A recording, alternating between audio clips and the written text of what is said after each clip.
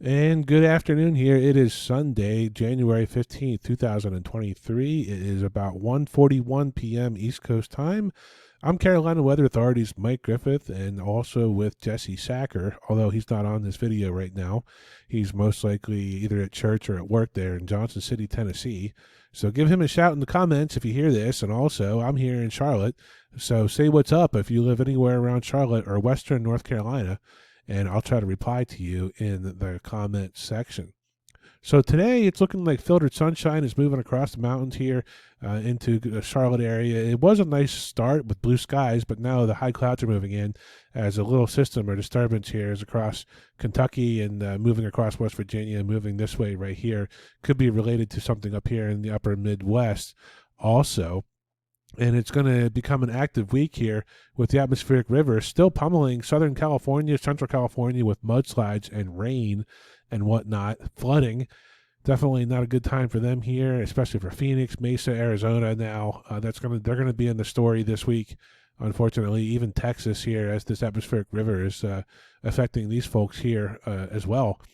Now, what this is going to do is it's going to start spinning or sending some disturbances our way here this week across the deep south, and that's going to be on Tuesday and Thursday. But Thursday is going to be our area of our day of concern because basically these little pieces of energy come across the south here, and it's just marginally warm enough, and we're getting some severe outbreaks. So it looks like the severe outbreaks are going to keep happening here across the south. So something definitely to watch here across Alabama and maybe even Georgia, Mississippi, down to Louisiana, down along the Gulf Coast. We don't know. But this area in here could be under the gun once again for more severe storms this week and maybe even into the later part of this month, especially if this atmospheric river continues here across Southern California. It's going to cause disturbances to dig pretty deep here across Dixie Alley and maybe even move up into the Carolinas, our area, with some severe storms. Maybe later this week or maybe even next week. But Tuesday is looking like our next chance of rain here for the Carolinas, and that's where we stand right now. So let's take a look over here at the temperature trends for our region. And we're going to be looking at the CPC charts here for our region, and we're looking at this right now with much above normal temperatures here expected from the 20th into the 24th. Unfortunately for snow lovers, this is just going to kill your hopes of any type of snow, especially here in the Carolinas. Eastern Carolinas, higher chance of above normal temperatures from the 20th into the 24th, all the way up in the Northeast. They're not going to be getting in on any type of snow chances either, unfortunately. For them, they're having just as hard of a time, if not worse, as we are down here because Central Park, New York, has only recorded a trace since the January began, I believe. So that's unheard of for them for this time of year, for this late. It's like midpoint in the winter right now so far. And meteorologically, winter is over March 1st. But it doesn't mean that winter doesn't continue until March 20th, though. So everybody's saying winter cancel. We still have a while left into the middle of March until official winter is over. But once we start getting into March down here, the sun angle really starts to work against us because it starts to get warm and a bright sun here, especially later in February down here across much of the southeast. So the west, the four corners, are going to be remaining above or below normal with the atmospheric river out there. It's going to be absolutely crazy for them. It's just going to be Pacific air keeping them cold and not warm, not actual cold Arctic air. So as we go into the 22nd, into the 28th, approaching later this month, it looks like there could be a chance of some normal winter time air making it our way, although we don't think this is going to be Arctic or Canadian in origin. We think it's going to be Pacific. So mild, above normal air is going to keep heading into the eastern part of the United States, especially the Carolinas and East Coast especially, all the way from Boston down to New York City, maybe even just east of D.C. along the Delmarva, down on the Florida, South Carolina coast, North Carolina coast. Everybody is just going to be warmer than usual into later this month. A very, very highly unusual January that we have right now. unfortunately, we don't see anything that's going to shake up things anytime soon.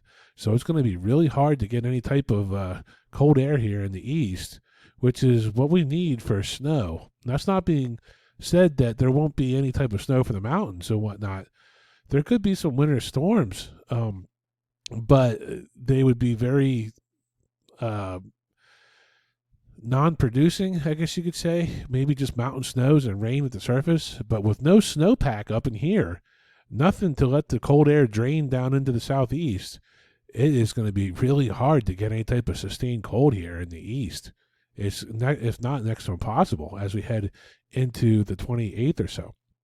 So let's look. Let's go ahead and go to the actual long range outlook again. If you're reading this or reading this, if you're watching this or listening, make sure you click subscribe on our YouTube.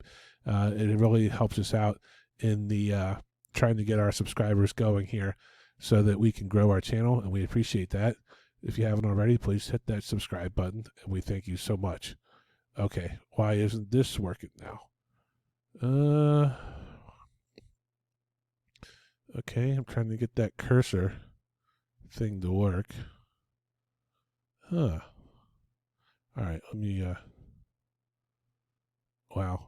I don't know if this is Windows or Screencast-O-Matic, but it doesn't let you resize the window. Yikes. Oh, there we go. Okay, yeah, and I've been having issues with Windows all morning and afternoon. This is probably my fifth take trying to get this thing to work. So if you're frustrated by Windows 10 right now, leave a comment in the comment section below. They're trying to upgrade me to Windows 11 without my consent. I had to click on 2 or 3 things that said, no, keep Windows 10. So they're trying to force this stuff on us, and it's all broken, especially Windows. I don't want to go to Windows 11. Do you? Make sure you comment below in the comment section what you think about how awful this technology is that we have right now. It's just all these broken updates being pushed out without anybody checking to see if they work first. And that's Microsoft. Okay, so enough of that. So as we go into the 14th, from the 14th or so, which is yesterday, into the 21st, which is next Friday, still looking like very much above normal temperatures here across much of the eastern part of the United States. Again, with the atmospheric river out there in the west, keeping things a lot colder than usual. Lots of snow in the ski resorts. It's going to be great for those folks out there. Not so great for the ski resorts out here in the east, or the contractors like the landscapers that remove snow. Not looking like a lot of snow for you all either. Now there could be a transition to more normal temperatures around from the week of the 22nd into the 29th, which is Saturday to Saturday. This is next Saturday to next Saturday, which is the 29th later this month. There could be some signs of some chillier air moving in from the west. Maybe normal temperatures for this time of year for the eastern Carolinas and the East Coast. But again, this is likely just going to be Pacific air. It's not going to be the type of air that you want from Canada. All the cold air source up here is warm. So if this is blocked and we can't get anything from Siberia down here, or even the North Pole, or wherever, it's going to be really hard to make this true cold air. It might just be chilly air from all the rain from this atmospheric river out here in the west, and it's just going to be ocean air from the Pacific flooding much of the heartland of the country, and it's going to creep east, and it might not even be that chilly by the time it makes it to us. So looking like the 30th and the 31st could be a little on the normal side for this time of year, for the beginning of February, whatever seasonally average is, but the air is not going to be truly cold, except maybe across the central part of the United States. What might happen is we might see a similar situation to 2021 February, where it was really cold across the central part of the United States, and then there was a southeast ridge that just kind of hung on, which looks like it was like this is right here, and it's just going to keep us mild, and maybe even sunny and warm into the beginning of February or so. Then, unfortunately, into the second or third week of February, things look to be around seasonably average, normal, but then slightly above near the coast. And this is just like giving us a warm signal, or a shift back to warmer than average conditions as we head into the week of the 7th and into Valentine's Day, which is the 14th. And then it looks like after that, we go back to maybe mild air and above normal as we go into the 13th into the 20th or so. And it just looks like things like start to really just remain mild all the way into the end of February. That is the Euro weeklies. Let's take a look at the GEFS weeklies here. And I got to get this out of the way so that this actually works as expected. Unfortunately, it's Screencast-O-Matic combined with Windows. Really kind of testing my patience here this afternoon. I was going to say this morning, but this issue has made me really frustrated all the way into, what is it now, 1:52 p.m. Wasting my day away with this Windows and Screencast stuff. So, again, kind of similar to the Euro weeklies, this is the GEFS weeklies.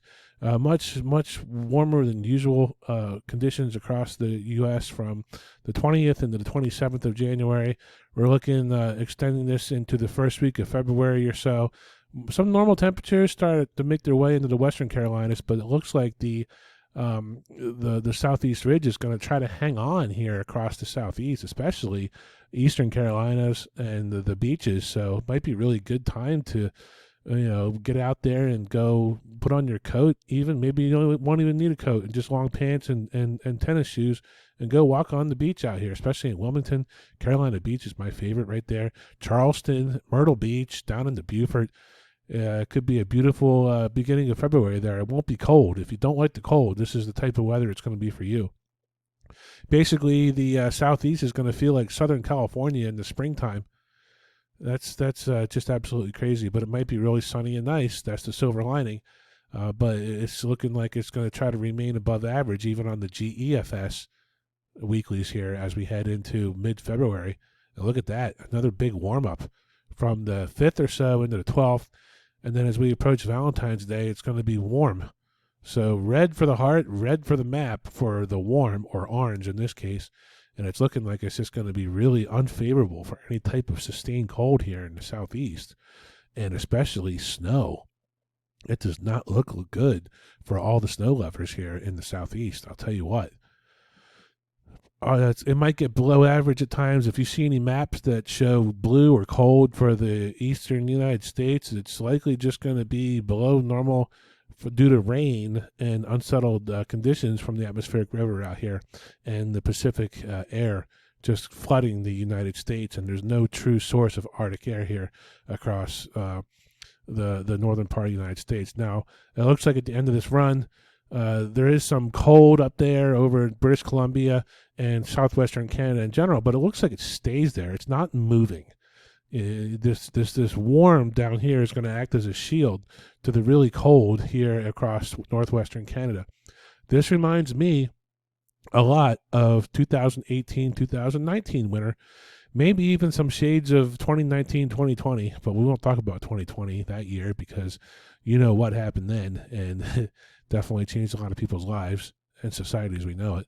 But I think this is really similar to 2018-2019.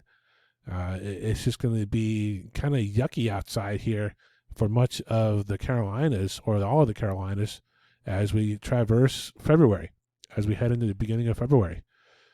Really brown ground, rain events, maybe at times the rain shuts off and it's just warm and sunny during the day and just chilly at night. Nothing really happening. Really boring here across the East Coast.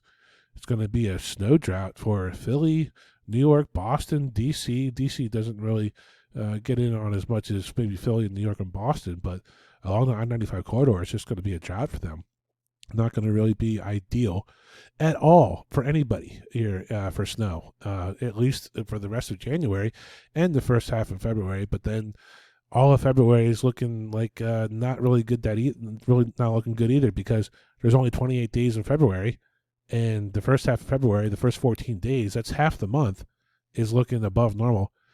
It'll be a challenge to get the rest of February to get anything really cold, especially when the sun starts staying up longer and keeping things warm. March 2nd is one of the snowiest days of the year for Charlotte, so we'll have to wait and see. And we will provide another long-range update when the conditions warrant or when things change. But for now, enjoy the warm, because this is pretty much what we're going to get. Everybody, please click that subscribe button. Subscribe to our channel. It's free, and it helps us out a lot. Okay, everybody. Thanks a lot for listening and watching. Be good.